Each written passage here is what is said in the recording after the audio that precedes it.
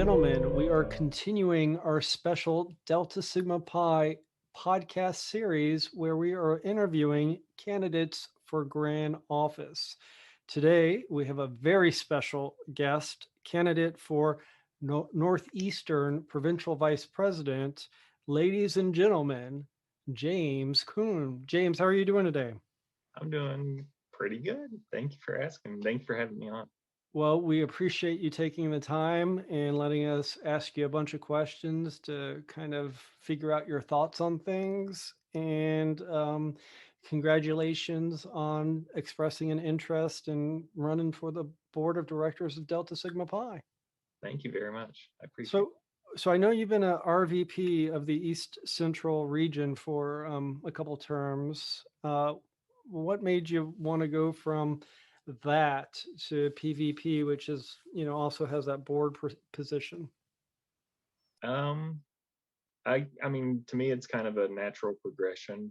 Um, you know, you always kind of want to challenge yourself and everything like that. Um, I know I had kind of stayed away from getting into the RVP role for the longest time because it was just one of those confidence things. Like, I don't know, it seems like, there's, all these great people that have done it before me, and like they seem like they're so nice and polished and they know exactly what they're doing. And then, it isn't until you kind of get that support and feedback from those people and, past grand presidents and, stuff like that, that they're like, no, you would be great to kind of do that, that you kind of be like, oh, okay, well, this is great, like, and so then you take that first step or whatever, and then you feel like, oh my gosh, there's so much stuff to do. Like, I don't know how I'm going to do this. And people are like, it's fine. That's how everybody kind of feels when they first step into it.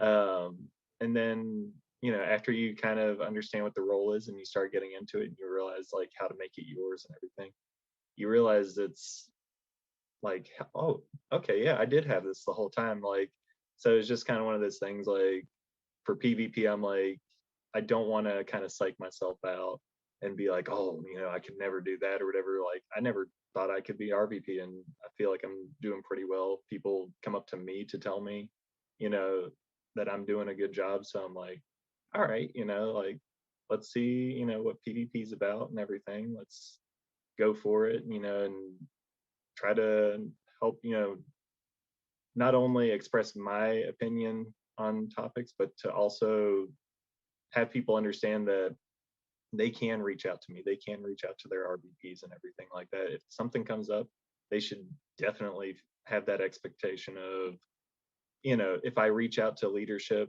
they're going to hear my voice and everything like that. They shouldn't feel like, they need to be like, well, I can never approach this person. I want people to understand that, it is more of a we kind of thing, like, I just want to be that person that's in that role that, people know that they can rely on to hear their voice and to have that conversation with them, whether it's, a tough conversation or just kind of, personal things, whatever it may be. I want them to know that they do have a brother that is able to be in that leadership role for them. And I think you'd agree RVPs are much more operational kind of in nature. And when you take the step up to PvP, you still have a lot of operational responsibilities, but you're also on the board of directors and you have a fiduciary relationship and strategic planning, and there's a whole lot more of the scope enlarges significantly compared to just kind of like looking after chapters. What do you think has made you qualified to take that next step? So like you mentioned, part of it is still operational, making sure that, you're working with your RVP team to, make sure chapters are taken care of and everything like that. On the board side of things, I mean, I've got my MBA. I've had just a bunch of different experiences. So whenever you do start having those conversations about, chapter operations, things or whatever, I feel like I've seen pretty wide array of things to know how to handle those things. Whenever you're talking about, what's best for the fraternity and everything. I feel like through my experiences, no matter what it is, I've always looked out for the well-being of what whatever organization I'm a part of. So, whatever the situation may be, I've found myself almost being too honest in some situations. Like the first job I had out of college, during the interview process and everything, I was interviewing with a panel of 3 people, and 2 of the people thought, definitely great job. This is the person we want. The other person was the HR manager, and one of their questions was, how long do you see yourself being with this company? And I was just completely honest with them. I said, I don't plan on being here forever. I plan on being here for, maybe 2 to 3 years, something like that. I was like, I know it doesn't look good for me to say I'm only going to be here for this long, but I want you to know exactly what you are getting from me. Now, in that time, I feel like I can do this, that, and the other. And I explained that and everything like that. And that kind of rubbed the HR manager the wrong way of, oh, well, we want somebody that's going to be here for, 10 to 15 years. And like I said, the other 2 people were like, we wish you would have just lied to us just so we could be like, we've got the person we want, and we'll work with, whatever it is down the road. But, I do feel like it's one of those things that even though it didn't look good for me in the interview, it's still, I'm trying to do what's best for the business, what's best for the organization. So, um, you know, one of the decisions that was recently made about, canceling GCC, I don't think anybody really wanted to do it. But whenever you looked at the reasoning behind it and how much money could have been lost and everything like that, it was an easy decision.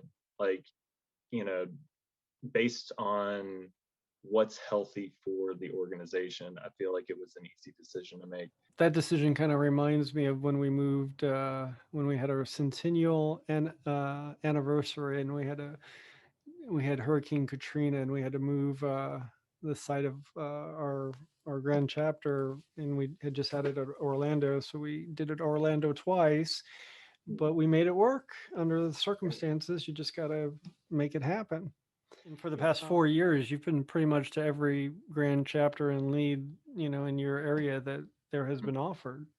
Yes.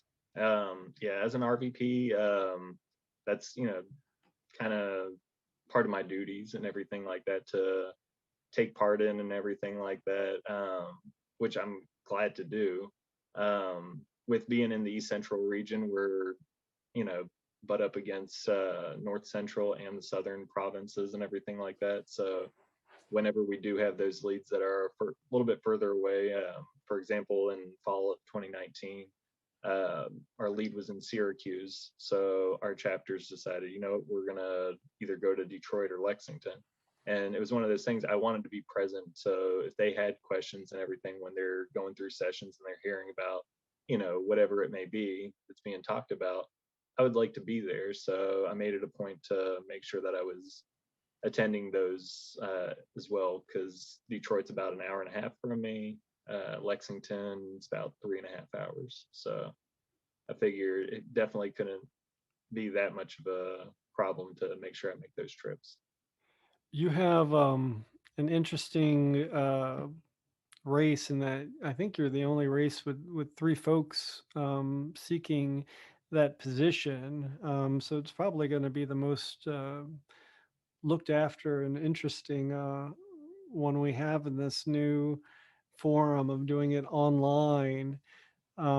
Without saying anything specifically about your opponents, what would you say about yourself makes you the most appropriate candidate for this PvP position? I mean, I guess talking about the other candidates, first of all, great candidates. Um, they both have something that they can offer to the fraternity. Like I recognize that. I'm not going to be the person that says, oh, no, no, I'm, the greatest, kind of thing ever. I understand, we have a bunch of great brothers in fraternity, and we need to be able to recognize that. And that's one of the things that talking to them, I've kind of, my point that I've made to them that I want to make sure that it's clear, and I'm sure that they agree, is that before anything else, we are brothers. You know, I know that sometimes we see races kind of get contested and kind of get heated and everything like that. And while you want to win, and be able to take that leadership role, we need to make sure that we are showing people that yes, we're competitive, but at the same time, we're respectful of one another. Now, as far as why I would say, I'm kind of that person, I guess, that, or, what makes me stand out from them. Like I said, my experiences and everything, especially fraternally, coming from a small chapter and everything like that, and seeing how small chapters can struggle with different things, and being able to help lead my chapter from a two-person chapter to a chapter that's about 30 or so people, and they're doing everything that they need to. They're in good standing with the fraternity. They're looking to be a chapter of recognition. 15 years later, it's a good feeling to have, to see that progress and everything, and know that I had a part in that. I've worked with colonies as a co-DD for Gamma Mu down at Tulane University while I was in Louisiana. Um, I was the RVP for when Psi Omega was installed, our 300th chapter. So I've got to see that. We have another chapter at Northern Kentucky University, so that's also another colony experience and everything like that. My region is, it has some of the largest chapters in the country, and then it also has smaller chapters that are 30 or so people. But like I said, I do know that there are other chapters that have less than that and are struggling. With my experience during my college days, and getting to see that over the years and how it's progressed and everything, I feel like I've got the experience to you know help my RVP team to be able to lead those chapters better, and be able to kind of share my experience with them. I feel like that's a big part of it, is you want to make sure that people are having the right kind of experience as a collegiate and everything like that, because whenever they do have that right type of collegiate experience, it carries over a lot of times as an alumni. It's because if you are in a struggling chapter and you don't feel like somebody's been there to help you, or give you that you know kind of pat on the back when you need it and everything like that, it's easy to be like, okay, well, I'm done with college, and I never want to go back into that. I never had anybody that helped lead me. I want to change that. I want to make sure that people, like I said before, I want to make sure people understand that this is a brotherhood. This is a group, effort to, get to where we want to. It's not just me as a, would be PvP, trying to make the decisions for you. I'm trying to help people understand how to, you know, help me move the fraternity forward. So, in other words, you think you're a strong candidate, but whoever wins this thing, uh, Northeastern province is going to be in good hands because overall you approve of the leadership, whichever way it goes. Absolutely. And Great. like I said, I would hope that it would be me, just because, you know, being competitive and everything like that. But yes, absolutely. I feel like we'll be in good hands. Well, Everybody has their strength. that's really encouraging, and it's really a great place for Delta Sigma Pi to be in. And I wish we had more contested elections where people had more choices, and a field, a menu of options, and picking the most appropriate person for the job. Um, but right now, we don't even have people running for all of the. We don't have someone running for VP Finance yet. Um, so there seems also to be a little bit of reluctance to step up and take a leadership role. Do you have any things that you see that you think need to a little assistance or fixing that the board of directors is doing that you actively want to get involved in and maybe make the process better? I mean, one of the things that I know has been on their list of to-dos, I'll say, is improving our uh, individual discipline policy. We saw all these problems that kind of arose with this chapter and everything, and they you know started the process of how do we go about making a recommendation and everything like that. Being their RVP, I was heavily involved in this process and everything. Worked with central office staff and everything, the district director, chapter advisor, and everything, so we could try to come up with a process that was going to work for them. And then once we came up with that recommendation, we submitted it, and the board recommended that there be a task force. With me being so involved with that process, I was made the task force lead. And then, it was one of those things that I tried to make sure that we were getting the voice of as many brothers as possible, while still, keeping the task force small enough to be, I guess, agile enough to go through conversations about the subject and everything like that. But I tried to make sure that all provinces were represented, that it was diversified through making sure that people with color were included, uh, gender, like I said, geography, fraternal experience, everything from collegiate members to past board members, um, professional experience, people that have dealt with this in the university landscape and everything. Just trying to make sure that we had people that were knowledgeable about those types of situations, and how can we try to take this thing that this chapter has created and how can we make it better. So I've had that opportunity to do that. Other than that, I mean, there's so many different things that I feel like we could do better at. Obviously, DEI with diversity, equity, and inclusion, and everything like that. Trying to make sure that we are taking that effort, or making that effort to make sure that we do have representation from various groups of people. Do you think Um, Delta Sigma Pi is doing enough to ensure that diversity is represented? from what I've heard, I feel like they're trying to figure it out. They're trying to make those steps. It's not that they aren't trying. It's just one of those things that I know that whenever you're trying to do it and trying to make it sustainable and everything like that, it takes a while to figure out how to do it right to where it's going to be sustainable and everything like that. So it's a difficult situation to be in, because obviously you want to make sure something so important is being handled quickly, but like I said, at the same time you want to make sure that it's done the right way and that you aren't forgetting something, and trying to involve different voices to make sure that that process is put into place the right way. um, you know Sometimes it takes time to find the right people to make sure that everything's the way that you want it. You want to make sure that you aren't saying, okay, well, we've heard from 50 people, and then go through the process of implementing these changes, and then find out that that wasn't enough people.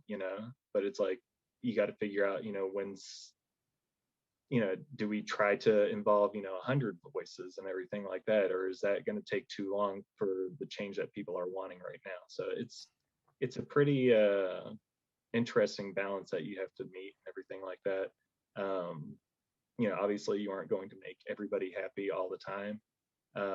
I'm okay with kind of being in those situations. Like, I am one of those people that I'm going to try to you know make sure that everybody is heard, um and everybody is you know happy with what they're getting out of their board members and everything like that.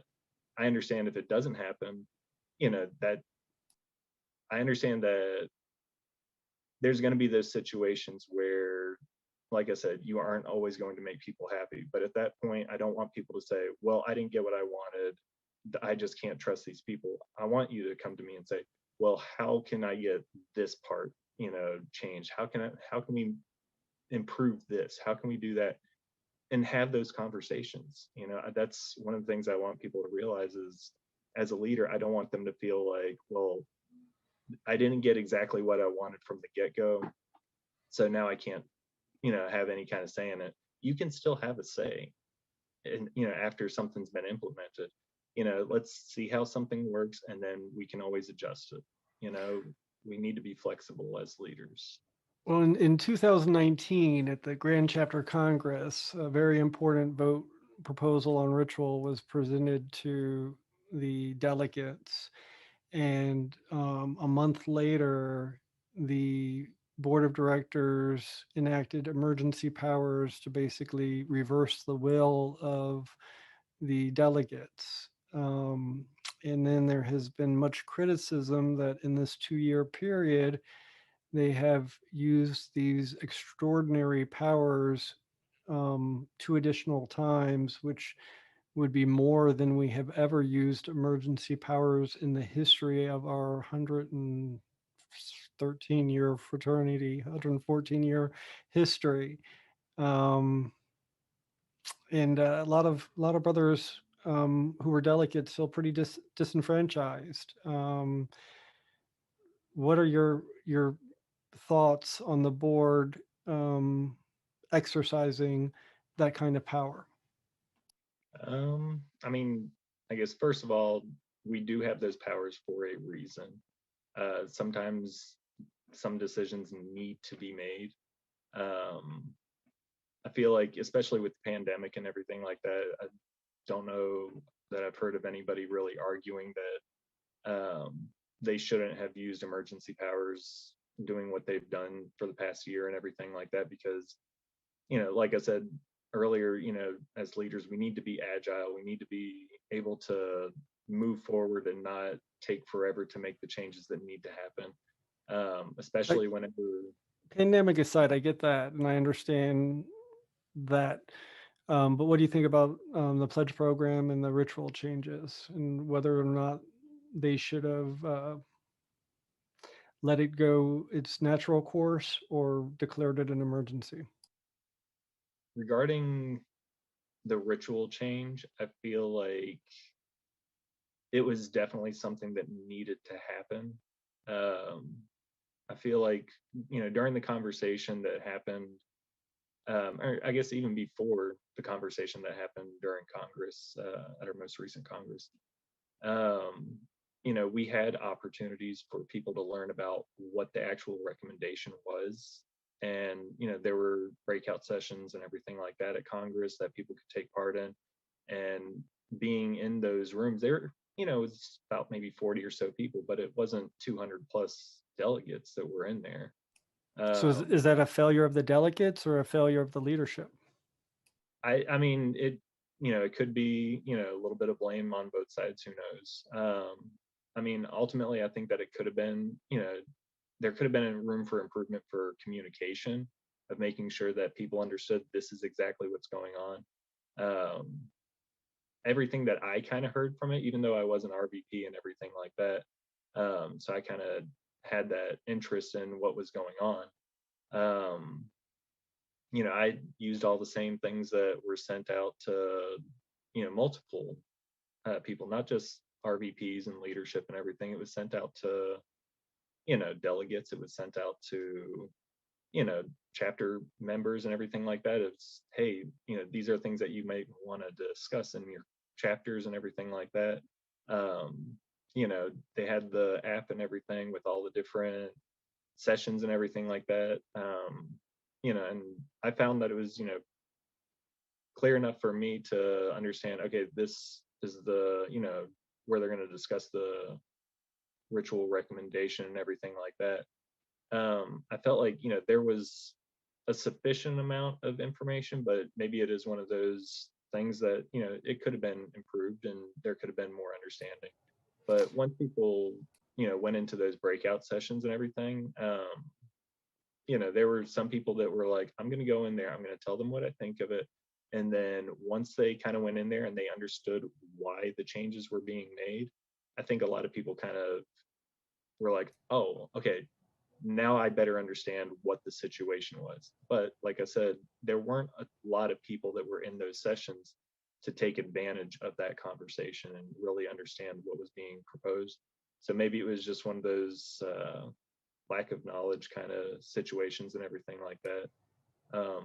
And then, during the conversation, during the meeting and everything, during Congress, it was, I think a lot of people kind of got to the point where we had been talking about it for hours, and then they just said, well, let's just vote on it and be done with it, kind of thing.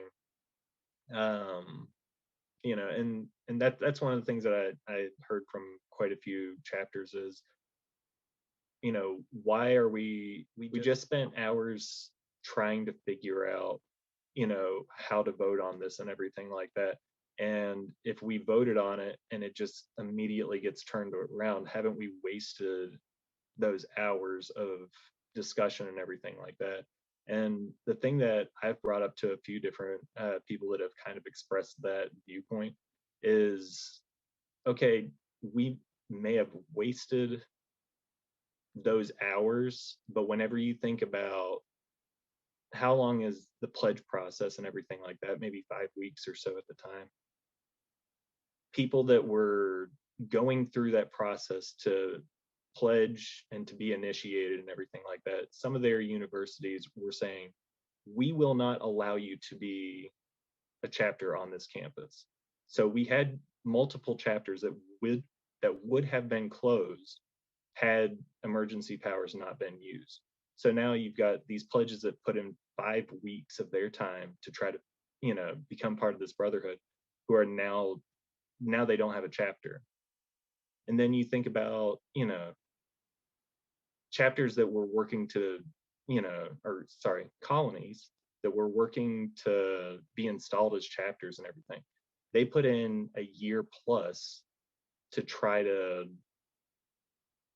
build a chapter and everything like that. And some of their chapters, the universities were saying, no, we will not have this at our university. So then you had them put in a year plus of work just to be told, no, you can't have a chapter. So when you think about how much time they would have wasted to try to make a chapter and everything, the chapters that were being closed, you think about how long some of them were open, all that work that those people put in. Do you just really want to say, well, it's okay, we just want to keep our part of the ritual and everything like that? Whenever, like it had been discussed and everything like that, it's not something like, yes, our ritual is very close to us, it's very important to all of us, but we need to understand that even though a university or whatever, and they may not be brothers and may not understand and everything like that, if they're telling us we're going to shut your chapters down, should we just say, well, we're willing to lose some of our brothers and their collegiate experiences and everything like that, we're willing to shut down chapters just so we can try to make a point? That's not being a good brother to me. To me, being a good brother is, making sure that you're making that effort to do whatever you can to help, as many brothers as possible to have that experience. So if you were on the board when we were making this transition, would you have made it a priority to educate the members so they could make the right vote as opposed to overturning the will of the Congress a month after posing that vote to them? Yeah, I mean, that's one of those things I think that, like I had mentioned earlier, you kind of hope that you've done enough and everything. And, obviously there's always a bunch of stuff that, needs your attention and everything like that. You may feel like you've done enough and everything, but then whenever you're like, okay, we'll have these breakout sessions and everything, everybody will come, they can learn about it, they'll understand, what the intent is and everything like that. We can have discussions, we can, figure out if amendments need to be made to it. We'll figure this out. And then people don't show up and you're, a day or so before needing to have this final discussion and everything, when a lot of people may already have their minds made up about it. That's a lot of stuff to try to, take on and everything. So I think that, their intentions of, educating, they were there. It was just, whether or not people took advantage of that and really fully understood what that change entailed and everything. I don't know exactly, but it's one of those things that it I think everybody kind of learned from it as to how can we communicate better, and how can we move forward with, any kind of decisions like this that may come up, not just ritual, but whatever it may be, how can we better communicate? And then obviously the pandemic has kind of forced us to, you know, kind of step up our electronic messaging. Step up our Zoom game, apparently, Yeah, right? yeah. And I think that it's one of those things, like it's a lot to take on and everything like that.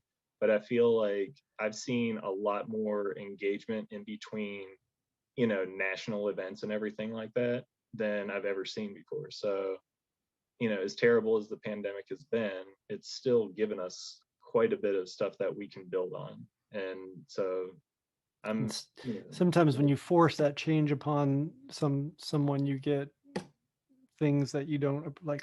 NASA, all these things that were invented, like frozen ice cream, just to get into space. So James, if we want to learn more about you or your campaign, where would we go? So I have Facebook group, James Kuhn for Northeastern PvP, Instagram, definitely connect with me on LinkedIn. Um, like I said before, I want to be as open and honest with people as possible. If you have questions and everything like that, definitely feel free to reach out and, let me know what those questions, concerns, ideas may be and everything like that.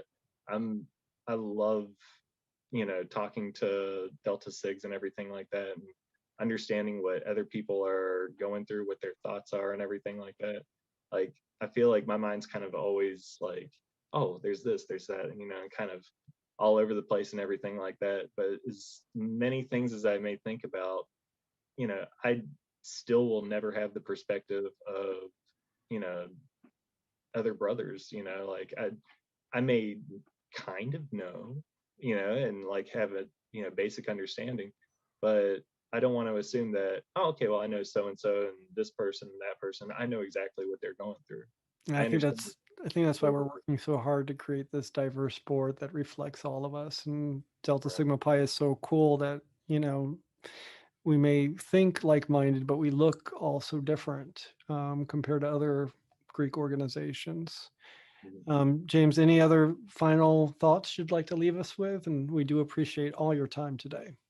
Well, thank you very much for having me once again. This is awesome. I love, seeing different ways, the technology is being used nowadays. Now I sound like an old kind of an old fart and everything like that. But I love, just how well the organization has been able to utilize existing technology and everything like that. But I also see that, there's room for improvement and everything like that, and I want to see the fraternity move forward. I want to, see us, take on, new challenges and not, kind of be afraid to, fail and move forward and, try to learn and everything like that. I want to, be in that kind of situation where we're able to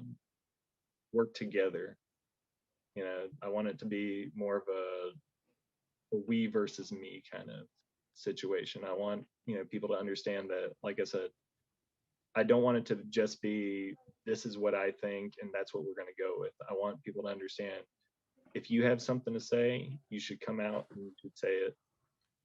Let me, let your RVP, DD, you know, let your brothers know what your thoughts are, and then that's how we can make real progress. Well, James, thank you so much for expressing your opinions in such a candid way. Um, Good luck. I've always enjoyed our interactions and look forward to getting to know you a little better. And I appreciate your positive attitude and best of luck on the campaign. Thank you very much. I appreciate it. And for everybody else out there in Delta Sig land, join us again next Sunday, 8 p.m., where I interview someone else. Stay tuned. James, thanks a lot. Thank you very much.